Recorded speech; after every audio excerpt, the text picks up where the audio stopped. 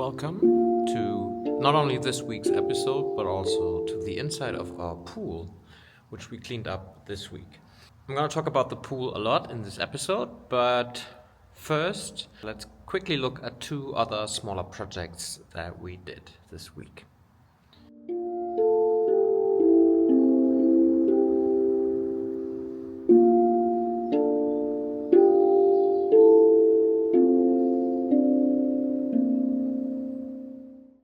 And the first one was that after we had done most of the connections to the bathroom from our room with the electricity and the hose that connected the AC to the sink in the bathroom, I could finally close up that wall. And I did that now for two reasons. One is that it gives a little bit more insulation, and it's gonna get colder actually again for a couple of days at least. It doesn't matter so much because it's next to the bathroom, but it's also a part that's next to the hallway, which is quite cold.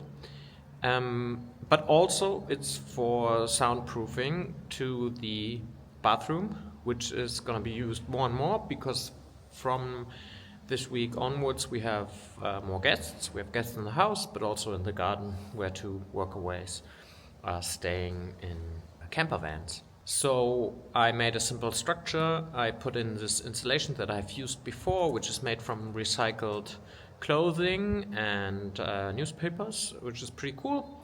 And then I closed everything with the wood that I've already used in this room. We might widen this wall to make it fit more with the style of the stone walls, but we'll see. Another project is that we really want to get going with the kitchen, and one thing that needs to happen or needed to happen before we want to do the openings is the plastering. So our two workaways plastered basically all week, and it looks much better now. It's not 100% flat or anything, that's not what we're looking for, but I think it looks much nicer, and we'll do the openings next and then get rid of all the dust and then start painting.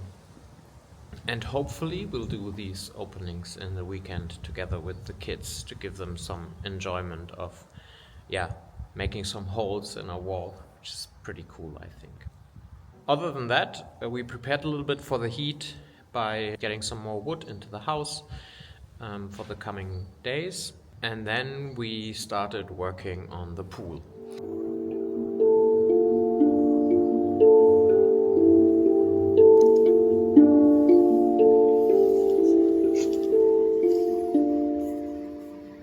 And originally, the idea was just to get the pool empty because the next week's gonna get cold, but then in general it's gonna get warmer now. And so we might have mosquitoes breeding here, and we didn't want that, so that's why I pumped out the pool.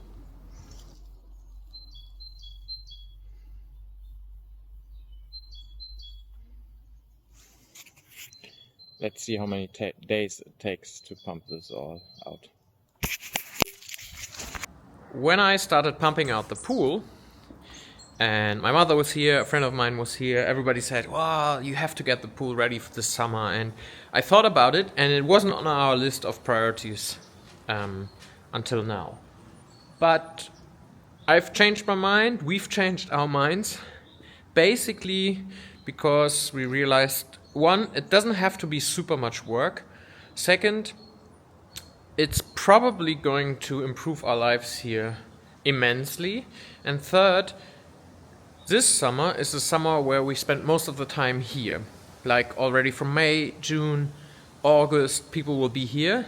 In the future years, it will probably more be like for a couple of weeks in the summer. So it makes sense to have this pool ready this year. So we started by, as I said, pumping out the water. But then the next task was to get rid of all of the stuff that's in the pool. And you see some of it here. It was pretty disgusting. It didn't smell as bad as I thought. And in the beginning I thought, it's quite okay to do this job. So we tried to get it up this slope. so that it could drain and the water could get out of all of the stuff. And then we had to put it into small buckets and then put the buckets out of the swimming pool over the fence, and then we could get rid of it in a corner of the property. So we did all of that, and at the time it felt like a pretty straightforward work and wasn't too bad. I didn't even wear gloves or anything, but a day later it started itching on my hands and my arms and so on. So it probably wasn't a good idea to do that without any kind of protection, but it was a pretty spontaneous thing.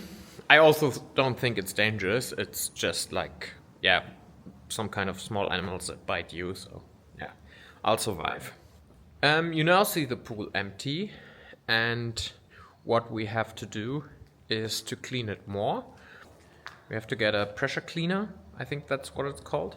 In Germany it has a nice word, Hochdruckreiniger. And clean all of this, and then we have some places where we have to do something about these little rifts. I don't know what they're called. And then we have a couple of options. So one is this pool is made out of cement blocks and cement, so it's pretty stable. And we had some guy here a year ago who looked at it and said it's quite a good pool. You should definitely keep it. So one option would be to just paint it with some epoxy paint and leave it as it is, pretty much. The other option is to have a foil that goes on top of this, which is what we are leaning towards at the moment, because there's a lot of spots which look like this. And we would have to put a lot of effort into getting everything smooth enough to just paint it. We haven't decided finally. We'll get some advice and then decide. If you have any comments to make about renovating a pool or experience, please let us know. Would be nice to hear. Other than that, obviously around the pool we're gonna have to do a lot of work. We started cleaning up a little around the pool, and what we need to do is to get out all of the old wood.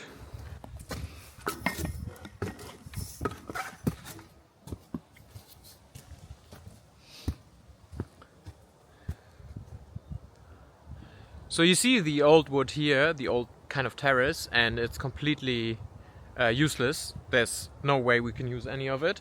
So we have to get rid of that, and then we're gonna do it new, probably with pine wood. It's not gonna hold up forever, but it's local wood, and I think it's more sustainable to every 10 years switch it out with local wood again, rather than to get some exotic wood from Africa or somewhere that will hold on for like maybe twice the time. That'll be the next couple of weeks. We'll see. The pool actually has a pretty nice spot, I think. It kind of connects the upper part of the garden and then the lower part with the house here.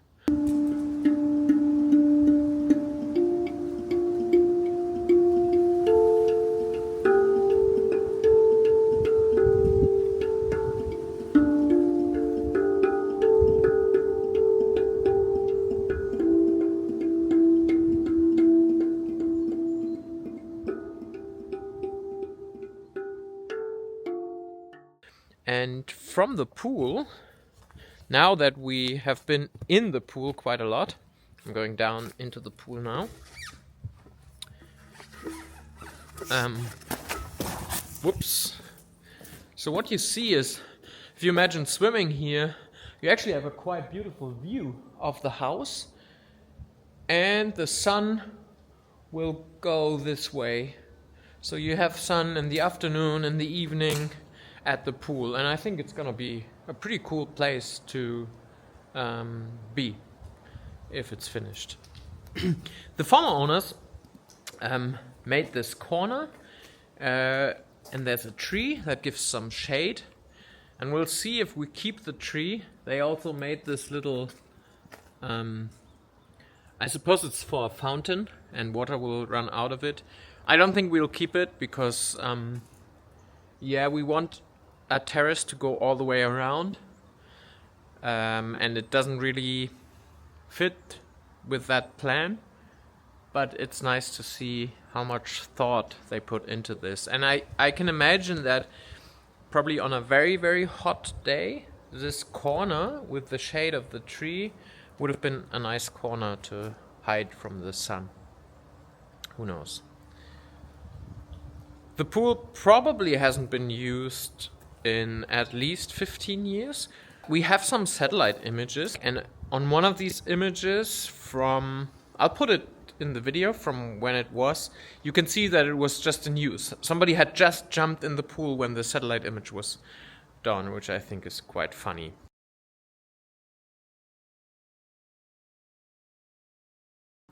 I really hope that when the next satellite image will be made, we have the same situation and there's people in the pool enjoying the sun and the water.